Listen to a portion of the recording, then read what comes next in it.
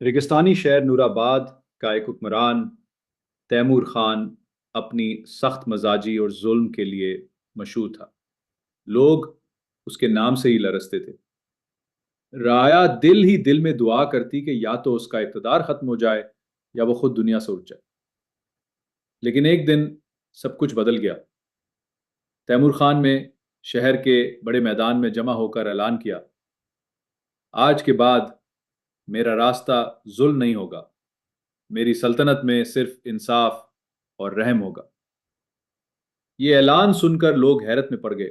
جس شخص سے وہ ڈرتے تھے وہ اچانک نیک دل حکمران کے لقب سے یاد کیا جانے لگا۔ کئی مہینوں تک تیمور خان نے اپنے وعدے پر قائم رہتے ہوئے ہر فیصلے میں انصاف کیا۔ رعایا خوش تھی، دعائیں دیتی تھی اور پہلی بار حکمران کو محبت سے دیکھنے لگی۔ مگر سوال یہ تھا کہ ایک خونخوار دل اچانک نرم کیسے ہوا؟ یہ راز سب کو بے چین کر رہا تھا۔ ایک دن تیمور کے قریب ترین مشیر نے ہمت کر کے پوچھا، میرے آقا، وہ کون سا لمحہ تھا جس نے آپ کی زندگی بدل ڈالی؟ تیمور نے لمبی خاموشی اختیار کی، پھر آب بھری اور بولا، میں ایک دن اپنے گھوڑے پر ریگستانی جنگل سے گزر رہا تھا۔ اچانک میری نظر ایک منظر پر ٹھہر گئی۔ ایک جنگلی کتا ایک ہرنی کا پیچھا کر رہا تھا۔ ہرنی جان بچانے کے لیے بھاگی اور ایک جھاڑی میں گھس گئی، مگر کتے نے اس کی ایک ٹانگ زخمی کر دی۔ وہ ہمیشہ کے لیے لمڑی ہو گئی۔ وہ لمحہ تیمور کے لیے بہت بھاری تھا، مگر بات یہی ختم نہ ہوئی۔ تھوڑی دیر بعد وہی کتا ایک چرواہے پر بھونکا۔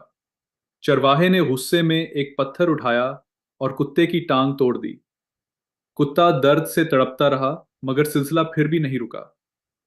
چرواہا ابھی تھوڑی دور ہی گیا تھا کہ ایک وحشی گھوڑے نے اسے پچھلی ٹانگوں سے مارتے ہوئے زمین پر گرا دیا۔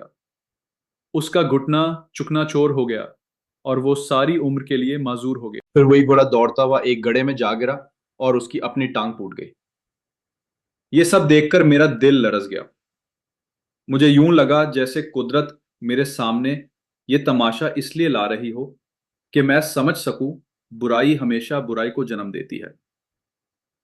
تیمور خان نے کہا، دنیا کے ہر منظر میں اشارے چھپے ہوتے ہیں، کبھی یہ تنبیہ ہوتی ہے، کبھی نصیحت۔ ہمیں سوچنا چاہیے کہ اللہ ہمیں یہ سب کچھ کیوں دکھاتا ہے؟ کہیں یہ ہمارے کسی ظلم یا گناہ کا انجام دکھانے کے لیے تو نہیں؟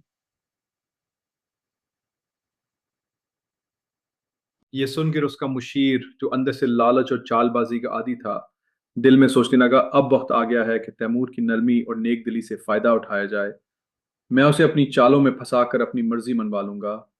وہ انہی ناپاک خیالوں میں غرق تھا کہ جیسے ہی آگے بڑھا، اچانک محل کی سنی سیڑھیوں پر پھسل گیا، ایک زوردار دھماکے کے ساتھ زمین پر گرا اور اس کی گردن ٹوٹ گئی۔ یوں اس کی اپنی برائی اسی کی موت کا سبب بن گئی۔ تیمور خان نے یہ واقعہ بھی اپنی آنکھوں سے دیکھا، اور اس لمحے اسے یقین ہو گیا کہ برائی کبھی بے جواب نہیں رہتی۔